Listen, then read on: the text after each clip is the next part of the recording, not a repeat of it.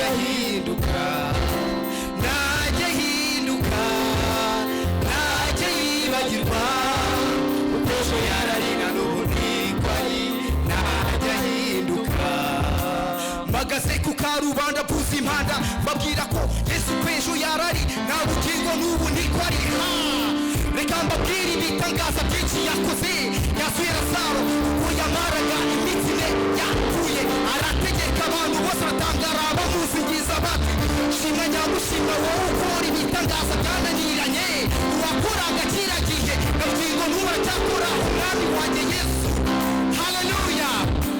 Ntajya ahinduka, ntajya yibagirwa, kuko ejo yarari na n'ubu niko ari, ntajya ahinduka, ntajya ahinduka, ntajya yibagirwa, kuko ejo yarari na n'ubu niko ari, ntajya ahinduka, ntajya ahinduka. Yesu ejo yarari nta bugingo n'ubu niko ari. Hari ibyo yasezeranije bimwe byarasohoye, kandi nta bugingo n'ubu ndacyategereje ibindi nziko nabyo bizasohora. Yesu nameze nk'abana b'abantu basezeranye ntibasohoze. Yesu yaravuze mushaka ubwami bw'Imana no gukiranuka, ibindi byose muzabyongererwa. Rugera aravuga ati amagambo yanjye naba muri mwe, muzaba icyo mushaka cyose muzagihabwa. Haleluya, amen, amen. Ntajya ahinduka, ntajya yibagirwa, kuko ejo yarari na n'ubu niko ari, ntajya ahinduka, ntajya ahinduka, ntajya yibagirwa, kuko ejo yarari na n'ubu niko ari, ntajya ahinduka.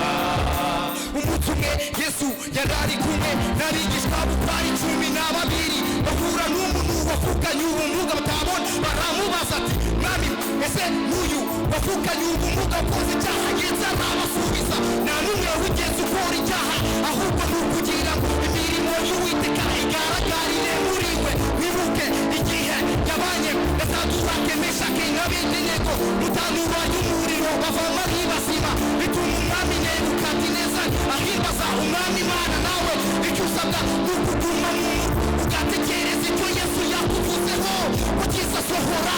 Uwakoraga kiriya gihe na bugingo n'ubu aracyakora, umwami wanjye Yesu.